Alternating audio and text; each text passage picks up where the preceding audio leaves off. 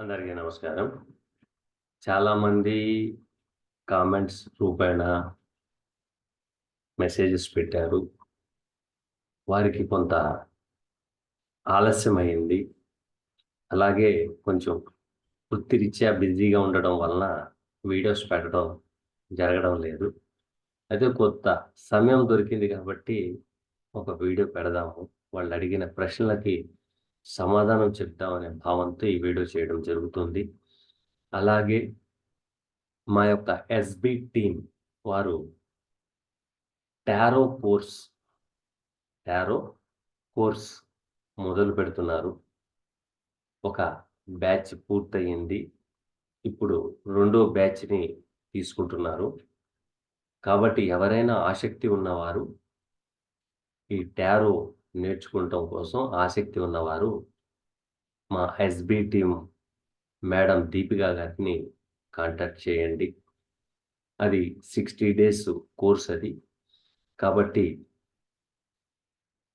నేర్చుకోదలిచిన వారు సంప్రదిస్తారని ఆశిస్తున్నాను. అలాగే మనకి చాలా కామెంట్స్ వచ్చినియి.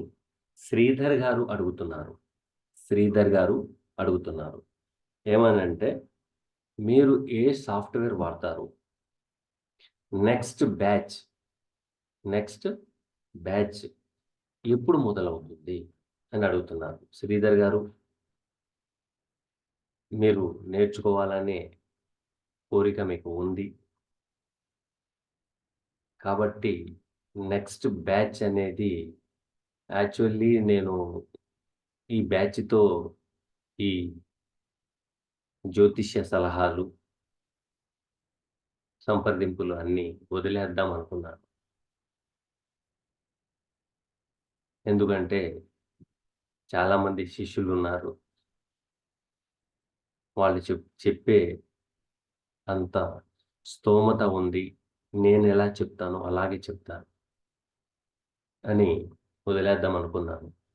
ఆల్రెడీ నెక్స్ట్ బ్యాచ్ కోసం ఒక 8 మంది మాకు అడగడం జరిగింది. యాక్చువల్లీ నేను నా యొక్క లక్కీ నంబర్ 5, 14 గాని, 23 గాని, లేక 41 గాని, ఇలాగ నా లక్కీ నంబర్‌కి సంబంధించిన అంతమందికే నేను క్లాస్ చెప్పడం జరుగుతుంది. అయితే మా ఎస్‌బి టీమ్ వారు మాకు ఇచ్చిన సలహా ఏంటంటే, మేమెందుకు మానేస్తున్నాం అన్న సంగతి ఎవరికీ తెలీదు. ఈ సంవత్సరం ఆ భగవంతుడి దయ మూలంగా నేను మా ఫ్యామిలీతో, మా తల్లిదండ్రులతో హజ్ యాత్రకు వెళ్తున్నాను. ఇక హజ్ యాత్రకెళ్ళొచ్చిన తర్వాత శాస్త్రాలు వదిలేయాలనుకున్నాను. కానీ వారు మీరే చెప్తున్నారు జ్ఞానాన్ని నలుగురికి పంచాలి అని. మీరే వదిలేస్తే ఎలా అన్నారు. కాబట్టి దాని మీద కూడా చాలా డిస్కషన్స్ అయితే జరిగినియి. జరిగిన తర్వాత ఆఖరికి మేము ఒక నిర్ణయం తీసుకున్నాం. జూలై నెలలో జూలై నెలలో కొత్త బ్యాచ్‌ని తీసుకుంటున్నాం. దాంట్లో నేను టీచింగ్ ఇస్తాను. అలాగే మా ఎస్‌బి టీమ్ నుండి ఒక ముగ్గురు కూడాను ఇన్వాల్వ్‌మెంట్ ఉంటుంది. దాంట్లో ఏంటంటే ఉన్నది ఉన్నట్టుగా చెప్పాలి. అది ధర్మం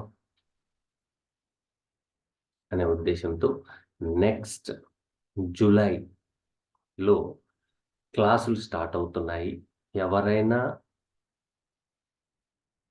ఇన్ డెప్త్‌గా జ్యోతిష్య శాస్త్రం గాని, వాస్తు గాని, న్యూమరాలజీ గాని, నేమాలజీ గాని, గ్రాఫాలజీ గాని, ఈ టారో గాని నేర్చుకునేవారు మా యొక్క ఎస్‌బి టీమ్‌లో దీపిక మరియు గోపి గారుంటారు. వారి నంబర్స్ కూడాను మేము యాడ్ చేయడం జరిగింది. వారికి సంప్రదించండి ఇంట్రెస్ట్ ఉన్నవాళ్ళు. ఎందుకంటే మేము లిమిటెడ్ మెంబర్స్‌నే తీసుకోవాలని. ఓకే. వందల వందల మందిని తీసుకున్న కాడి నుంచి ఎవరికి సందేహం వచ్చినా ఆ సందేహం నివృత్తి కాదు. కారణం ఏంటంటే ఇంతమంది మీద ఉన్న గంట టైము అందరికీ కావాలంటే సరిపోదు. నేను చెప్పేది క్లాస్ వేరుగా ఉంటుంది. మళ్ళీ మీకొచ్చే డౌట్స్ వేరుగా ఉంటాయి. ఆ డౌట్స్‌ని నివృత్తి చేయాలంటే సమయం కావాలి గదా! సో, కాబట్టి చాలా లిమిటెడ్ పర్సన్స్ మాత్రమే తీసుకోవటం జరుగుతుంది. కాబట్టి నేర్చుకోవాలనుకున్న వారు మా ఎస్‌బి టీమ్ వారికి సంప్రదిస్తారని ఆశిస్తున్నాను. ఓకేనా అండి? Thank you. First question Sridhar గారు, నేను వాడేది కేపీ స్టార్ 1. కేపీ స్టార్ 1 నేను సాఫ్ట్‌వేర్ వాడేది. కాబట్టి కేపీ స్టార్ 1 ఇన్‌స్టాల్ చేసుకోండి. దీంట్లో జ్యోతిష్య శాస్త్రంలో మనం ఫస్ట్ ఆఫ్ ఆల్ ఈవెంట్ జరిగేదానికన్నా ముందు బీటీఆర్ చేయాలి. Birth time rectification. ఈ బర్త్ టైమ్ రెక్టిఫికేషన్ కనుక వచ్చేస్తే జ్యోతిష శాస్త్రంలో దాదాపు 50% వచ్చినట్టు. ఇక మిగతా 50% డీకోడ్సే గాని, మహాదశలు గాని, అంతర్దశలు గాని, లేక సూక్ష్మ దశలే గాని, దాంతో పాటు గోచారంలో ఈవెంట్స్ ఎప్పుడు జరుగుతాయి? ఏ గ్రహాలు సంచారం మూలంగా జరుగుతాయి? అనేది మిగతా 50% ఉంటుంది. కాబట్టి కేపీ స్టార్ 1 తీసుకోండి. తీసుకొని మీరు దాని మీద ప్రాక్టీస్ చేయండి. సార్ మీరు జులై దాకా చెప్పారు. నాకు అంత టైం కాదు సార్. నాకు నేర్చుకోవాలనే తపన ఉంది అంటే, మా యొక్క ఎస్‌బిటి వారికి అడగండి. ఎందుకంటే వచ్చే నెల 20వ తారీఖున నేను హజ్ యాత్రకు వెళ్తున్నాను. వెళ్ళి జులై నెలలో వస్తున్నాను. ఓకేనా? ఇంత టైం అనేటప్పటికి ఎవరికైనా కొంచెం ఇబ్బందే గదా! సో, మీరు టీమ్‌లో దీపికా మేడం గారితో మాట్లాడండి. వారు గత బ్యాచ్‌కి చెప్పిన క్లాసులు ప్లస్ దానికి సంబంధించిన వీడియోస్ ప్రతి వీడియో ఉందండి. ఓనమాలు దిద్దిన కాడ నుండి ప్రతి వీడియో ఉంది. ఈ ప్రతి వీడియో మీరు తీసుకొని ఈ నెల 15 రోజులు మీరు ప్రాక్టీస్ చేయండి. అది దాంట్లో గ్రహాలు, భావాలు, లగ్నాలు, కేంద్రాలు, త్రికోణాలు, ఉచ్చాభావాలు, దానిలోనే జ్యోతిష్యపరంగా ఆస్ట్రో వాస్తు, దాని పరంగానే ఒక వ్యక్తికి కోరిక నిలవ అంటే ఒక కోరిక సిద్ధించటం లేదు అంటే, దాన్ని ఏం చేస్తే, ఏ గ్రహాన్ని పట్టుకుంటే, ఏ గ్రహం మూలంగా మీకు ప్రాప్తిస్తది, ఆ గ్రహం యొక్క యాక్టివిటీస్ ఏంటనేవి కూడాను అన్నీ మీకు వీడియో రూపాన ఉన్నాయి. కాబట్టి మీరు మన దీపికా మేడం గారితో సంప్రదించండి. ఓకేనా? Thank you sir. Next question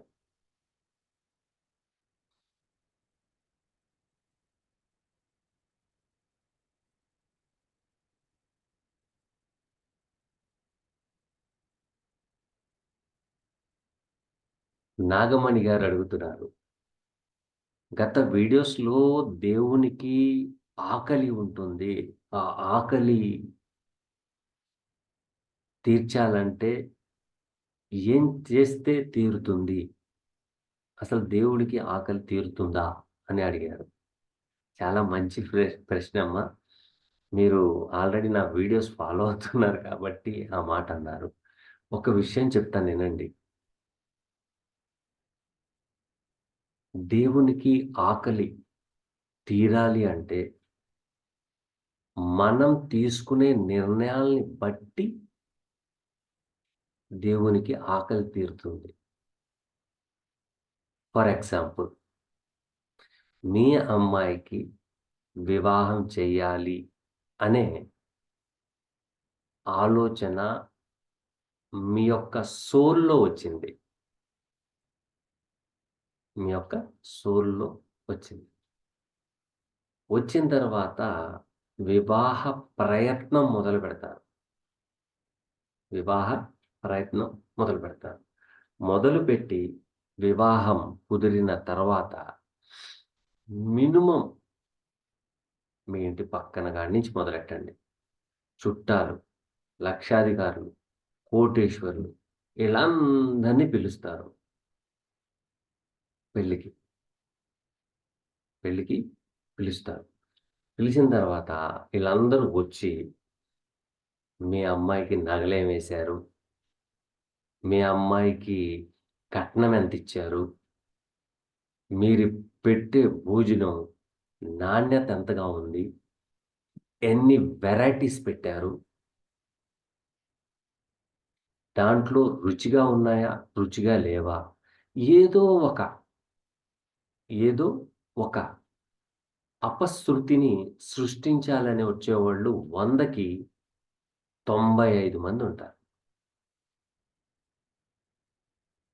కాబట్టి భగవంతుడి ఆకలిని తీరుతుందా? మీ అమ్మాయి యొక్క వివాహానికి అందరిని పిలిచి భోజనం పెట్టడం వలన? లేదు. తీరదు. తీరా వచ్చిన తర్వాత వాళ్ళు ఆ మాటలు, ఈ మాటలు చెప్పుకుంటమే సరిపోతుంది. అసలు మనం పెళ్ళికి ఎందుకొచ్చాం? మనం ఏం చేయాలి? అనే దాన్ని మనం పూర్తిగా మర్చిపోతాం. పెళ్ళికొడుక్కి ఆస్తి ఎంతుంది? నెలకి జీతం ఎంత? పై డబ్బులేమన్నా వస్తాయా? మంచోడేనా? ఇవి అన్నిటిని మనం ఒక కాలిక్యులేషన్ జేస్తాం. తీరా పెళ్లి సమయానికి అక్కడుండి 4 అక్షంతలేస్తారా? అది కూడా ఎయనోళ్ళుంటారు. సరే అక్షంతలేస్తారు. అక్షంతలేసేటప్పుడు ఏం చెప్పాలి? అది కూడా తెలీదు. తెలియనోళ్ళు చాలా మందున్నారు. ఇంతమంది వచ్చి తీరా వివాహం చేస్తే మీ అమ్మాయి ఏమన్నా సుఖశాంతులతో ఉంటుందా? గ్యారంటీ లేదు. ఇన్ని అడ్డంకులుంటాయి. సో, ఇన్ని అడ్డంకులకి నుండి అధిగమించాలంటే ఒకే ఒక్క మార్గం ఉంది. మీ అమ్మాయి ఆయు ఆరోగ్యాలతో, సిరి సంపదలతో, పిల్ల పాపలతో పిల్ల పాపలతో, నిండు నూరేళ్ల ఆయుష్షుతో తన భర్తతో జీవించాలి అంటే నేను చెప్పిన సూత్రం పాటించండి. 100% ఫలితం వస్తది. నేను చెప్పే సూత్రం మీకు కొంచెం ఇబ్బందే. మీకైతే కొంచెం ఇబ్బందే. ఎందుకంటే ఒక అమ్మాయి జాతకంలో మహా ఉంటే 2 సంవత్సరాల తర్వాత ఆ అమ్మాయికి విడాకులున్నాయి. ఏం చేయను? ఏం చేయమంటారు? ఎంత మంచి ముహూర్తం పెట్టినా కూడాను విడాకులు ఖాయం. ఎందుకంటే గోచారం ఆ విధంగా చూపిస్తుంది. దాన్ని అడ్డుకట్ట కట్టాలి. ఎలా? అన్న తర్వాత ఆ తల్లిదండ్రులు మా మమ్మల్ని సంప్రదించారు. వారి దగ్గరికెళ్ళండి అన్నారు. మా దగ్గరికొచ్చారు. వచ్చినప్పుడు ఒకటే చెప్పాను. నేను చెప్పేది మీరు పాటిస్తాను అని అంటే, ఆ కుర్చీలు తీసుకొని మా ఇంట్లోకి రండి. లేతే కుర్చీలు వదిలేసి ఎళ్ళిపోండి. ఇప్పుడు కుర్చీలు వదిలేసి వెళ్ళిపోయారంటే, వాళ్ళ కూతురు జీవితం అక్కర్లేదు. అదే అర్థం. ఇంక వేరేది లేదు. నేనదే ఆలోచిస్తాను. కుర్చీలు తీసుకొని లోపలికొచ్చారంటే, తన కూతురి జీవితం హ్యాపీగా ఉండడం కోసం వచ్చారు అనుకుంటాను. వాళ్ళొచ్చారు. ఆ సూత్రం మీకు, నా వీడియోస్ చూసే వాళ్ళకి, నాకు ఫాలో అయ్యే వాళ్ళకి కూడాను ఆ సూత్రం చెప్తున్నాను. బాగా గుర్తుపెట్టుకోండి. జాతకాల్లో ఎటువంటి దోషం ఉండినా, మరణముతో సమానంగా ఉండిన మీరు చేయాల్సిన ముఖ్యమైన పనేంటంటే 11 మంది పేదవాళ్ళు. 11 మంది పేదవాళ్ళు. 11 మందిని మీరు పట్టుకోండి. కోటేశ్వరులేగా, షామీనేస్తారుగా, బంతి భోజనం కూర్చోబెడతారుగా. చెప్పండి.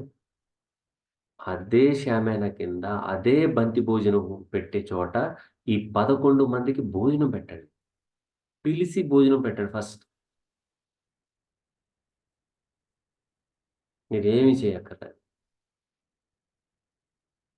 భోజనం పెట్టి వాళ్ళకి తాంబూలం ఇవ్వండి.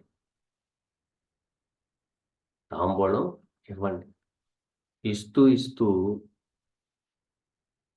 మీ అమ్మాయి భవిష్యత్తు బాగుండడం కోసం మీరు చేసే కార్యక్రమాలుంటాయి గదా! వాటిని పక్కన పెట్టి అక్షింతలు తీసుకొనెళ్ళి మీ అమ్మాయి నెత్తి మీద జల్లించండి.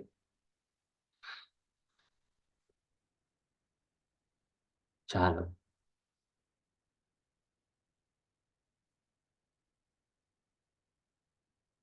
ఆ 11 మందికి మీరు భోజనం పెట్టారు చూసారా?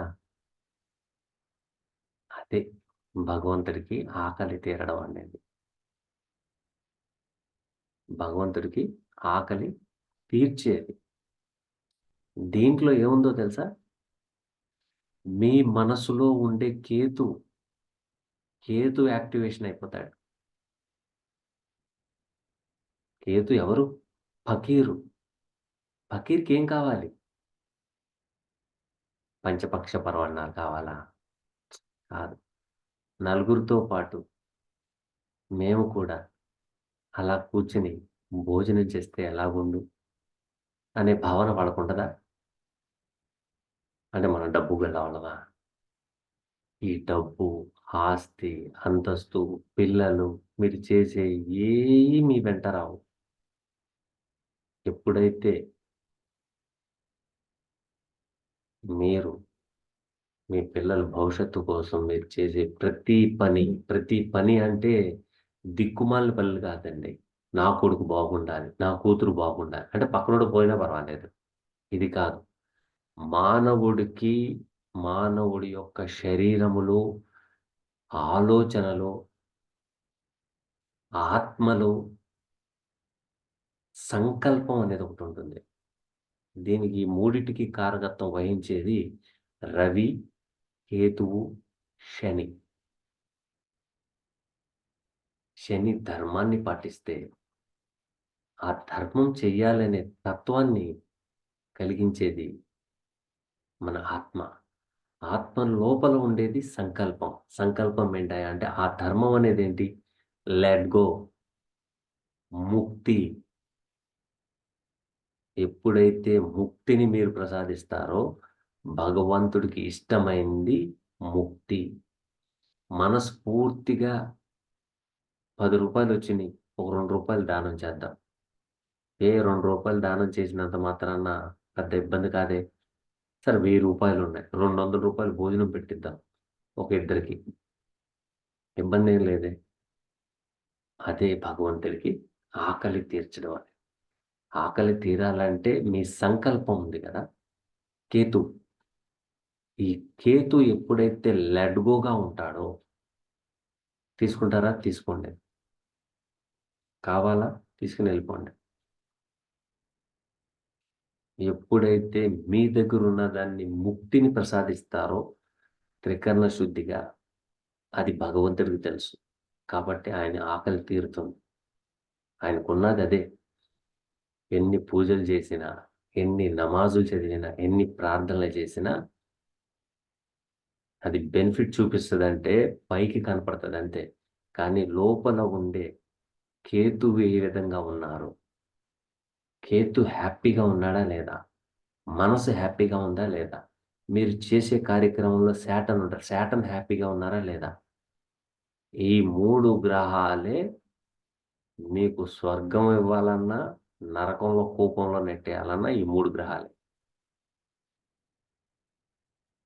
ఎమ్మటనే ఆ పేదవాళ్ళకి అక్షంతలేసిన తర్వాత ఏమొస్తది? దీర్ఘ సుమంగళీ భవ, సంతానం ప్రాప్తించాలి, ఆరోగ్యాలతో వర్ధిల్లాలి అని వస్తది. 11 మంది దీవించడం వల్ల. మీరు పిలిసారే చుట్టాలు, ఆడొచ్చిన కాడి నుంచి ఆ నగలేంటి? ఎంత కాస్ట్ శారీ? అమ్మాయి ఎంత సంపాదిస్తది? అబ్బాయి ఎనకాల ఎంతుంది? అబ్బాయికి ప్యాకేజ్ ఎంత? అబ్బాయికేమన్నా మీరు బంగారం పెట్టారా? వాళ్ళు మీ అమ్మాయికి బంగారం ఎంత పెట్టారు? ఇవన్నీ పోగా పచ్చడిలో ఉప్పు తక్కువైంది బాగోలేదు. అన్నంలో ఉప్పు తక్కువైంది బాగోలేదు. వంకలు పెట్టే వాళ్ళతో మీ పిల్లల భవిష్యత్తుల గురించి ఎలా ఆలోచిస్తున్నారు? ఆ పేదోడు వంకడుగుతాడా? మీరు పిలిస్తేనే భగవంతుని అర్జిస్తాడు. భగవంతుడా! మమ్మల్ని కూడా పిలిచేవాళ్ళున్నారా? వాళ్ళ కుటుంబం, ఆ పిల్ల లేతే ఆ అబ్బాయి నిండు నూరేళ్ల ఆయుష్‌తో పిల్లా పాపలతో వర్ధిల్లాలి అని మనస్ఫూర్తిగా తీసుకునే నిర్ణయం, తీసుకునే సంకల్పం ఖచ్చితంగా భగవంతుడికి కడుపు నిండిపోతుంది. తథాస్తు. మీరు పెట్టిన గుప్పెడు అన్నం చెప్ప కడుపు నిండదా? మీ యొక్క మనసులో ఉండే భావన, మీ మనసులో ఉండే సంకల్పం, మీరు లెట్ గోగా ఉండి ముక్తిని ప్రసాదించి తిని అన్నమే కదా! కడుపు నిండా తిని అని పెట్టండి. ఖచ్చితంగా దాని ఫలితం ఆ రిటర్న్ గిఫ్ట్‌గా 100% వస్తది. ఓకేనా? కాబట్టి భగవంతుడి ఆకలి తీరాలంటే ఫస్ట్ మన బుద్ధి బలం, మన ఆత్మశుద్ధి, లోపల కేతువు తత్వం, అలాగే కష్టపడడం. చేస్తేనే పేదవాళ్ళని చూస్తుంది. పేదవాళ్ళని సృష్టించిందే భగవంతుడు మన కోసం అన్న సంగతి మీరు మర్చిపోకూడదు. కుజదోషం ఉందా? ప్రతి మంగళవారం ఇద్దరికి భోజనం పెట్టండి.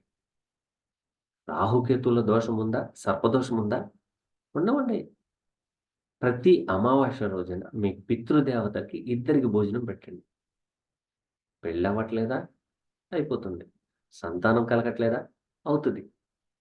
అమ్మాయి, అబ్బాయి పోట్లాడుకుంటున్నారా? శాంతి పోగొడతారు.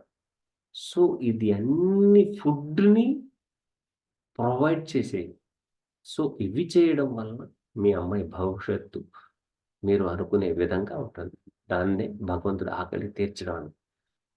ఒక గ్లాసు ఎండాకాలంలో ఒక గ్లాస్ ఇస్తే చాలు నీళ్ళు తాగి భగవంతుడు నీకు చల్లగా చూడాలి. భగవంతుడికి మనం ఇవ్వనక్కర్లేదండి. భగవంతుడు నేను నీకిచ్చాను. నువ్వు నాకేమిచ్చావు అంటాడు. అది అడుగుతాడు. నేను నీకిచ్చిందెందుకు? నువ్వు నాకివ్వడం కోసం. మీరనుకోవచ్చు భగవంతుడు మనకివ్వడం ఏంటని. ఫస్ట్ బుద్ధి, మీ యొక్క మనస్తత్వం, మీరు ఎదుటి వాళ్ళకి పెట్టే బుద్ధుందా లేదా? నలుగురికి మంచి గురించి ఆలోచిస్తారా లేదా? లేక పక్కనోడిది దోచుకుంటారా? ఇవన్నీ భగవంతుడికి తెలుసు. మనము వేసే మనం లాభం కోసం వేసే ప్రతి నాటకం భగవంతుడికి తెలుసు. అది మంచికి చేస్తున్నామా? చెడుకి చేస్తున్నామా? అని అజ్ఞానంగా ఉండిపోయేది మనం. అజ్ఞానంగా ఉండిపోయేది మనం. మీరు కావాలంటే వృద్ధాశ్రమంలో ఉన్న వాళ్ళ దగ్గరికి ఎంక్వైరీ చేయండి. ఆళ్ళే చెప్తారు అంత కథంతా. ఆ కథలో మీరు తీసుకోవాల్సిందేంటంటే, అత్త కోడలిని తీసుకున్నప్పుడు ఈ ఈ అత్తగారు ఒకానప్పుడు కోడలే గదా! అప్పుడు ఏం చేసుంటది అనేది ఒకసారి ఆలోచించండి. అప్పుడు మీకు అర్థమవుతది. అప్పటిదాకా అర్థం కాదు. ఓకేనమ్మా? Thank you. Thank you. Thank you very much. Next question.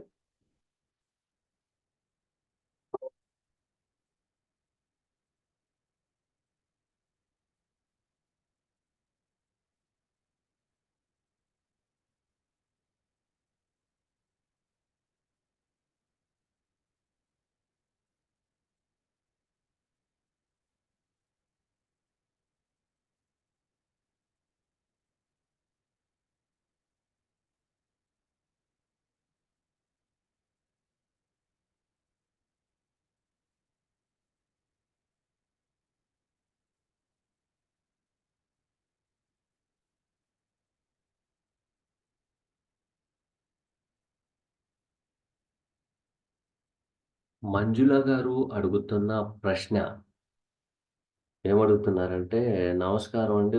11/1/2021 మిథున లగ్నము, బుధ దశ జరుగుతూ ఉంది. 12లో జూపిటర్,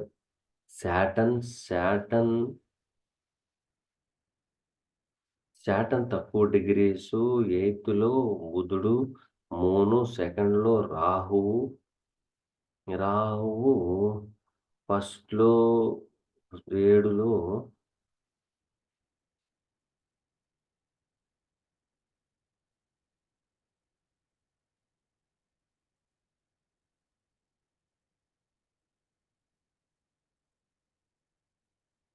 అమ్మా మీరు మంజుల గారు, మీ పిల్లాడు గురించి ఔట్ ఆఫ్ కంట్రీకి వెళ్తాడా లేదా? ఇతర దేశాలకు వెళ్తారా లేదా? అనేది మీ యొక్క క్వెషన్.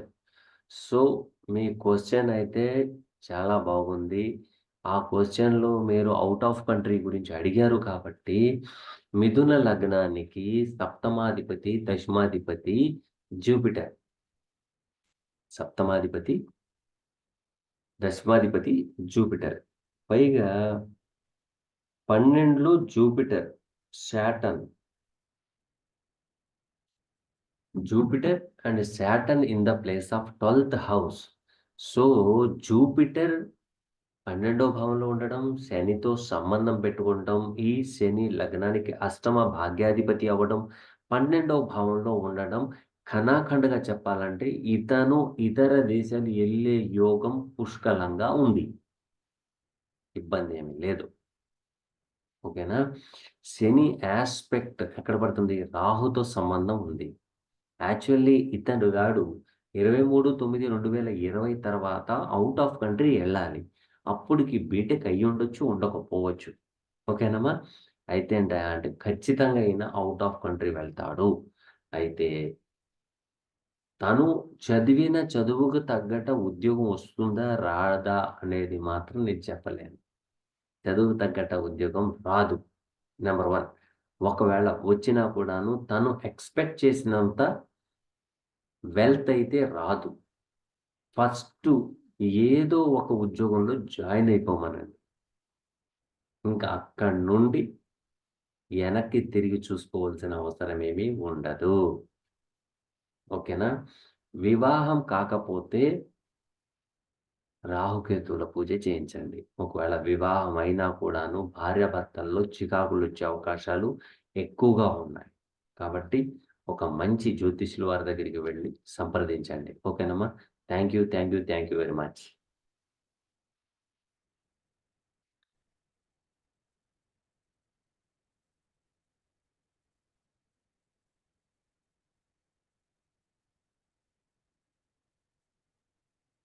ఢిల్లేశ్వరరావు గారు అడుగుతున్నారు. గురుగారు నమస్కారం అండి. ఒకసారి ఇతర దేశాలకు వెళ్ళే వీడియో చేయండి అని అడుగుతున్నారు. తప్పనిసరిగా చేస్తానండి. కొంచెం వృత్తిరీత్యా బిజీగా ఉండడం వల్ల చేయలేకపోతున్నాను. అయితే ఇప్పుడు అవకాశం వచ్చింది చెప్తున్నాను. ఒకటి బాగా గుర్తుపెట్టుకోండి. ఇతర దేశము అనగానే మీరు గుర్తుపెట్టుకోవాల్సింది 12వ భావము. ఈ 12వ భావానికి తోడు ఉండాల. మూడో భావం, తొమ్మిదవ భావం. మూడో భావం, తొమ్మిదవ భావం. అయితే తొమ్మిదవ భావం లేకపోయినా పర్వాలేదు. మూడో భావం కంపల్సరీ ఉండాలి. మూడో భావం అనేది ప్రయత్న స్థానం. దేనికి? ఔట్ ఆఫ్ కంట్రీకి. 9 ఎందుకు వద్దంటున్నారు? అనే భావన మీ మనసులో రావచ్చు. 9 అనేది 2 టైప్స్‌గా ఉంటుంది. 2 టైప్స్‌గా 9 యాక్టింగ్ చేస్తది. ఒకటి ఉన్నత విద్యా ప్రమాణాల కోసమా? లేక ఉద్యోగం కోసమా? అనేది రెండిటి మీద డిపెండ్ అవుతుంది. కాబట్టి 3, 9, 12 భావాధిపతులు బలంగా ఉంటే ఔట్ ఆఫ్ కంట్రీ ఎళ్ళడం ఖాయం. అయితే అలాగున్న వాళ్ళందరూ ఔట్ ఆఫ్ కంట్రీ ఎళ్ళిపోతే భారతదేశంలో ఎవరుంటారు చెప్పండి? ఎవ్వరుండరు. కానీ గ్రహాల కాంబినేషన్‌లో మీకిచ్చే సూత్రం 3, 9, 12. సో, ఇవి వస్తే ఔట్ ఆఫ్ కంట్రీ. కానీ గ్రహాలు కూడాను కొన్ని జలరాశిలో ఉండాలా? అలాగే రాహు సపోర్ట్ ఉండాలా? ఇవంతా పెద్ద స్క్రిప్ట్ అండి. ఆ స్క్రిప్ట్‌ను బట్టే ముందుకు సాగుద్ది. లేకపోతే సాగదు. ఓకేనా? థ్యాంక్ యూ అండి.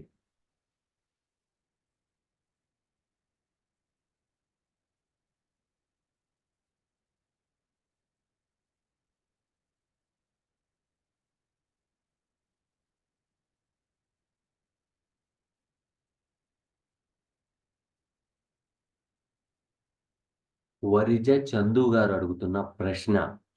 గురుగారు నమస్కారం అండి. తమ్ముడు కొత్త అపార్ట్మెంట్ తీసుకున్నాడు. అందులో వంటగది షింకు దక్షిణం మధ్యలో వచ్చింది. అలా ఉండవచ్చా? దయచేసి తెలియపరచండి. చందు గారి బ్రదరు ఒక అపార్ట్మెంట్ కొన్నారు. ఆ కొన్న అపార్ట్మెంట్‌లో దక్షిణం వైపు షింక్ వచ్చింది. అలా రావడం మంచిదా? చెడా? అని అడిగారు. యాక్చువల్లీ మనం దక్షిణం వైపు నీళ్ళ సంపులు గాని, ట్యాపులు గాని, చేతులు కడుక్కునేవి గాని, సెప్టిక్ ట్యాంకులు గాని, బాత్రూమ్స్ గాని కట్టం. కట్టం. కారణం ఏంటంటే, అంగారకుడు యముడితో సమానము. కాబట్టి దక్షిణానికి అధిపతి యముడు కాబట్టి, ఆరోగ్యరీత్యా ఆకస్మిక ధన వ్యయాలు, ఆకస్మిక ప్రమాదాలు జరిగే అవకాశాలు ఎక్కువగా ఉంటాయి. అయితే నేనిచ్చే సలహా చెప్తానేనండి. భిన్న అష్టక వర్గులో, భిన్న అష్టక వర్గులు, సర్వాష్టక వర్గు కాదండి. భిన్న అష్టక వర్గులు చంద్రుడు ఏ దిక్కుని సూచిస్తున్నారో ఆ దిక్కులో వాటర్ ఉండాలి. నంబర్ 1. ఉంటే ఇబ్బందేమీ లేదు. ఒకవేళ భిన్న అష్టక వర్గులో అది లేకపోతే సంపుని అలా ఉంచేసి డమ్మీ చేసేద్దురు గాని. ఓకేనా? పెద్ద ఇబ్బందిదాయకమైన వాతావరణం అయితే ఏమీ లేదు అని చెప్తున్నాను. కాబట్టి ఒకసారి భిన్నాష్టక వర్గు ఎలాగుందో చూసుకొని అప్పుడు మీరు చేయడం వల్ల మంచి ఫలితాలొస్తాయి. ఓకేనా? Thank you.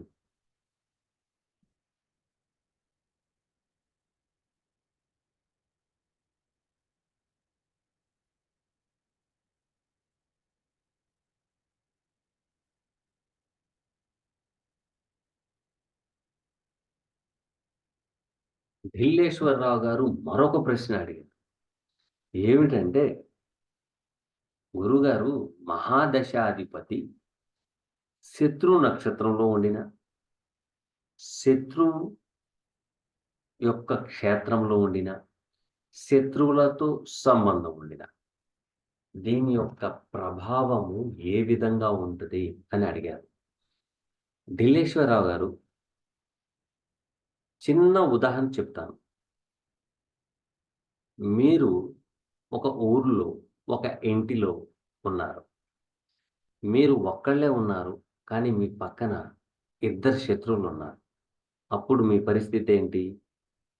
గజ గజ గజ గజ వణికిపోతారు. ఎందుకు? ప్రాణభయం. కొట్టేస్తారేమో, చంపేస్తారేమో అన్న భయం. అవునా? అయితే మీ యొక్క మిత్రుడు పరిచయం అయ్యాడు. మీకు మిత్రుడు ఒకడు పరిచయం అయ్యాడు. పరిచయం అయినప్పుడు ఎలా ఉంటది? ఆ భయంలోంచి బయటకొస్తారు. అమ్మా! మిత్రుడొచ్చాడురా! వాళ్ళిద్దరున్నాం. మేమిద్దరం ఉన్నాం. ఇద్దరం కొట్టేసేసి మేము కూడా ఎస్కేప్ అయిపోవచ్చు అని. అయితే మూడవ మిత్రుడు కూడా చేరాడు మీ దగ్గరికి. ఇద్దరు మిత్రులతో ఉన్నారు. అప్పుడు మీకు భయం ఉంటదా? భయం ఉండదా? అది మీ ఇమాజినేషన్‌కి వదిలేస్తున్నాను. ఓకేనా? గ్రహాల్లో కూడా అంతే. మీ యొక్క ఫీలింగ్స్ అంతే. శత్రు క్షేత్రంలో ఉండినంత మాత్రాన శత్రు ఫలితాలిచ్చేస్తాడు, వీక్ అయిపోతాడు అనేది అనుకోవద్దు. అనుకోవద్దు. ఎందుకంటే ఏదో ఒక గ్రహ దృష్టి అయినా ఉంటుంది. ఏదైనా గ్రహ యుతైనా ఉంటుంది. ఓకేనా? దృష్టి కూడా లేదండి అంటే మీరు చూసే దృష్టులు వేరు. నేను చూసే దృష్టులు వేరు. ఓకేనా? కాబట్టి మీరు కంగారు పడాల్సిన అవసరం ఏం లేదు. మీ జాతక పరిశీలన మీరు మంచి ఒక జ్యోతిష్యుల వారి దగ్గరికి వెళ్లి చూపించుకోండి. మీరు ఖచ్చితంగా సేఫ్ సైడ్‌లో ఉంటారు. ఇన్ని ప్రశ్నలు మీరు వేస్తున్నారంటే గతంలో మీ దగ్గరున్న డబ్బు పోయుండాల. డబ్బు పోయుండాల. ఓకేనా? ఖర్చయిపోయి ఉండాలా, లేకపోతే ఇరుక్కుపోయి ఉండాలా. కారణం ఏంటంటే, నేను పట్టిందల్లా బంగారమే అనుకున్నవాడు పతనం అయిపోయినోడు చాలా మందున్నారండి. రెండోది, రోజు రూ. 1000, 2000 వస్తున్నాయంటే జీవితాంతకాలం వస్తదిరా బాబు అని బోలెడంత అప్పు తీసుకునేవోళ్ళు కూడా ఉన్నారండి. అలా కూడా ఇరుక్కుపోయినోళ్ళున్నారు. ఎవరికీ కాలము అప్పు ఉంచుకోదు. కాలం అనేది ఎవరికీ అప్పు ఉంచుకోదు. మీ కర్మని మీరే మార్చుకుంటారు. ఫర్ సపోజ్ మీ దగ్గర ఓ 10,00,00,000 ఉన్నాయనుకోండి. నా ఛానెల్ చూత్తారా? హ్మ్. చెప్పండి. నా ఛానెల్ ఎవరైనా చూత్తారా? చూడరు. ఎవరు చూస్తారు? పూర్తిగా డబ్బులున్నప్పుడు ఎంజాయ్ చేసి, నాకంటే గొప్పవాడు ఎవడు లేడురా, నాకంటే గొప్ప తెలివిగలవాడు లేడురా అనుకున్న సమయంలో మాలాంటోళ్ళు చెబితే, "వీళ్ళకి పని పాట లేదయ్యా, జాతకాలు లేదు, ఏమీ లేదా" పూర్తిగా నాశనం అయిపోయిన తర్వాత, దీని జోలి దగ్గరికొచ్చేటప్పటికి, మాకు ఫీజు కట్టడానికి కూడాను మీ దగ్గర డబ్బులుండవు. కనీసం ఒక 1116 ఇద్దామన్నా కూడా మీ దగ్గర డబ్బులుండవు. ఓకే. కాబట్టి ఫస్ట్ మేలుకోవాల. మేలుకోరు. కర్మానుసారిణే బుద్ధిహీన్. భగవంతుడు చెప్తున్నాడు. కర్మానుసారిణే బుద్ధిహీన్. కర్మఫలం అనుభవించాల్సిందే. ఆ సమయం డబ్బున్నప్పుడు మేమిచ్చామనుకోండి సలహా ఇనరు. పూర్తిగా ఇబ్బందులొచ్చేసిన తర్వాతే మాలాంటి జ్యోతిష్యుల దగ్గరికి సంప్రదిస్తారు. ఇలాగే మా యొక్క విజయవాడలో మేము ఒకళ్ళకి వాస్తు చెప్పడానికి వెళ్ళాం. వాస్తు చెప్పడానికి వెళ్ళాం.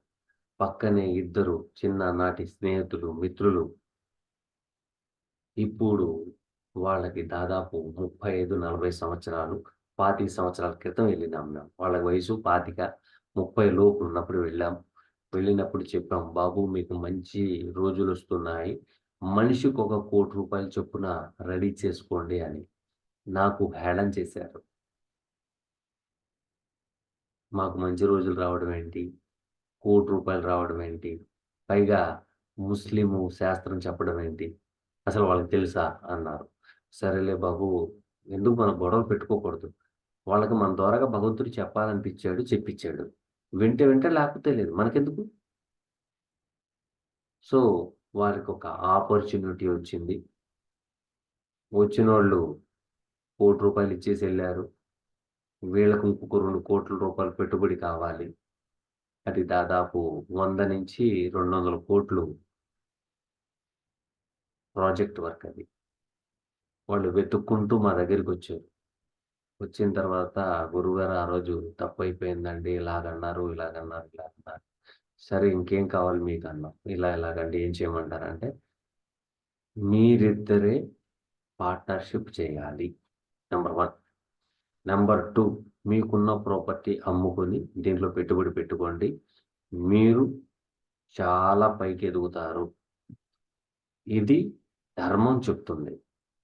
అధర్మం మరొకటి చెప్తుంది. ఏం చెప్తుందంటే, మీ యొక్క ఇద్దరి జాతకాల్లో మూడవ వ్యక్తి వస్తే, మూడవ వ్యక్తి వస్తే మీరిద్దరూ చావు దాకా వెళతారు. ఒకళ్ళకొకళ్ళు చంపుకునేదాకా వెళ్తారు అని వాళ్ళిద్దరి ముందల చెప్పడం జరిగింది. అలాగే వారి యొక్క భార్యల ముందల చెప్పడం జరిగింది. మూడో వ్యక్తి ఎంటర్ అయితే వీళ్ళిద్దరిలో ఒకడు చచ్చిపోతాడు. భగవంతుడి లిఖితం. ఆ లిఖితాన్ని మనం మార్చాలి. ఎలా మార్చాలి? కాబట్టి వాళ్ళ భార్యల ముందలే చెప్పడం జరిగింది. వీళ్ళిద్దరిలో ఒకడు చనిపోతారు. ఆ సమయంలో వీళ్ళిద్దరూ కలిసి ఉండినా, కలిసి లేకపోయినా మీరిద్దరూ కలిసి నా దగ్గరికి రండి. వస్తే దీనికి దారి చూపిస్తానన్నా. అలాగే ఒకళ్ళ మీద ఒకళ్ళు స్కెచ్‌లేసుకోవడం జరిగింది. తర్వాత వీళ్ళిద్దరికీ చెప్పకుండా పుట్టింటికెళ్తున్నామని నాటకం వేసి నా దగ్గర రావడం జరిగింది. వచ్చిన వాళ్ళని ఆళ్ళిద్దరిని పిలిపించడం జరిగింది. పిలిపించిన తర్వాత వీళ్ళిద్దరూ వాళ్ళెవరో, ఈళ్ళెవరో కొట్టి చంపటం కరెక్టా? కాదు కదా! మీరిద్దరు కొట్టుకు చావండి అని ఒక 2 కత్తులివ్వడం జరిగింది. అదేంటి గురువుగారు అలాగంటారంటే, నేను మొదలే చెప్పాను గదా! మూడో వ్యక్తి ఎవరు అంటే, ఆళ్ళ బావమరిది వచ్చాడు. ఆళ్ళ బావమరిది వచ్చి నేను పెట్టుబడి పెడతాను. వాడిని పక్కన పెట్టేసేయి. మనిద్దరం చేసేసుకుందాం అని. సో, ఇటువంటి సిట్యుయేషన్స్ చాలా, చాలా, చాలా జరుగుతాయి. కాబట్టి జ్యోతిష్యపరంగా మనం ఇచ్చే సలహా కూడా వాళ్ళ మనసులో ముద్రించబడాలి. ఓకేనా? థాంక్ యూ అండి. Next question.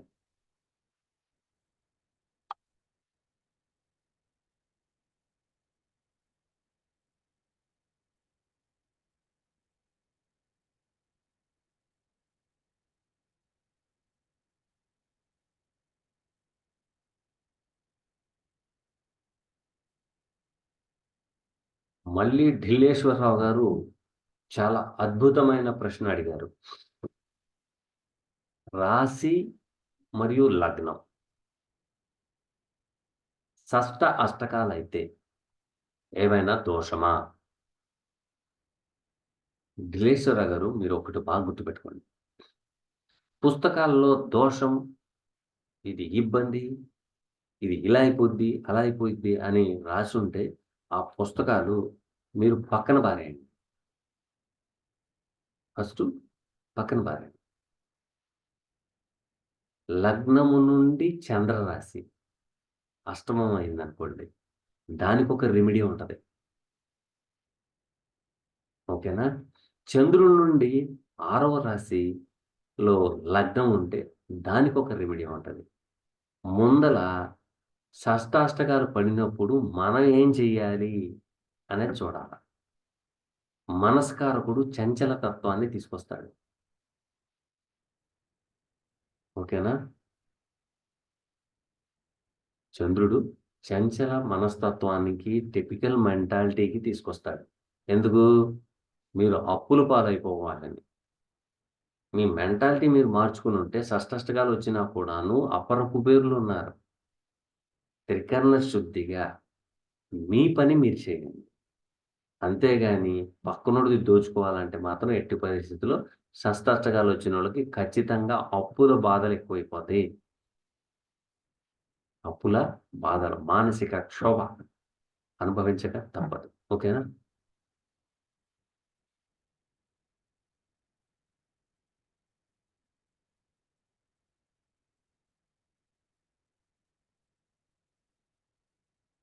రమేష్ గారు ఒక ప్రశ్న అడిగారు మన గ్రూప్‌లో.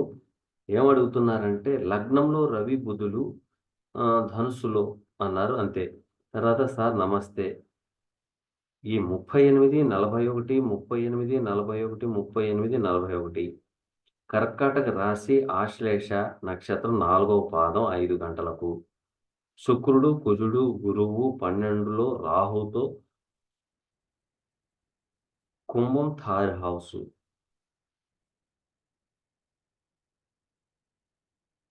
సార్ రమేష్ గారు, మీరు ఈ 38, 41, 38, 41 ఏసారు. దానికి డీకోడ్ చేయడం నాకు రాదు. నంబర్ 1. నంబర్ 2 మీరు అడుగుతున్నది 14/1/1971 5 గంటలకన్నారు. 5 గంటలకంటే పీఎం అనుకోవాలా? లేతే ఏఎం అనుకోవాలా? అంటే నాకు వదిలేసారా ఆప్షను? అది గూడా నాకు అర్థం కావట్లేదు. పైగా రైటర్, సినిమా రైటర్ యోగం ఉందా? ఇప్పటివరకు అన్ని కష్టాలే అనుభవించాను. ప్లీజ్ రిక్వెస్ట్ సార్ అన్నారు. ఇక్కడ డేట్ ఆఫ్ బర్త్‌లో 14/1/1971 5 గంటలకి క్లాక్ శని ఇన్ మేషంలో, చంద్ర కర్కాటక రాశిలో, కేతు సింహంలో నా లైఫ్ గురించి చెప్పగలరు.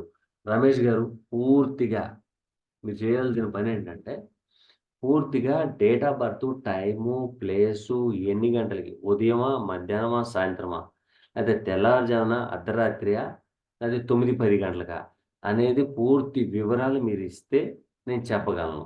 ఏదో అక్షంతల్లాగా మాత్రం ఇస్తే నేను ఎవరికీ చెప్పలేను. తలంబ్రాల్లాగా చక్కగా మీ యొక్క ఇన్ఫర్మేషన్ ఇస్తే ఒక 4 రోజులు ఇటు, అటు అయినా కూడా నేను చెప్పగలను.